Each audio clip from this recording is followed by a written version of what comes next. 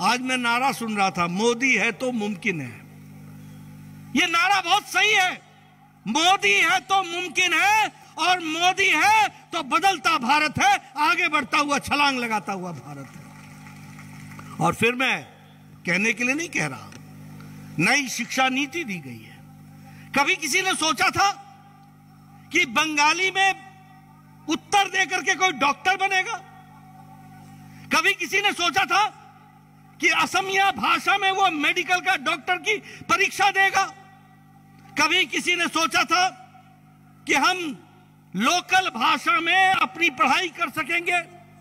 लेकिन मोदी जी ने भारत को इंडिया से निकालकर भारत पहुंचा दिया है, भारत की तरफ आगे बढ़ाया है। यह भी समझना चाहिए।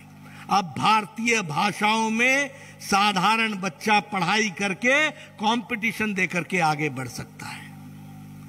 अगर मैं स्वास्थ्य की बात करूं, मैं आ रहा था, मुझे मानिक शाह जी ने दिखाया वो विक्टोरिया के जमाने का हॉस्पिटल। ये सामने उसकी बिल्डिंग है, आप देख रहे हैं। ये सारी बिल्डिंगें पिछले 5-6 सालों में खड़ी हुई हैं। सुपर स्पेशलिटी ब्लॉक, नए नए मेडिकल कॉलेजेस के लिए बिल्डिंग, ये सब देने का काम किया है तो आदरणीय प्रधानमंत्री नरेंद्र मोदी जी के आशीर्वाद से हुआ है। यह भी हमको याद रखना चाहिए।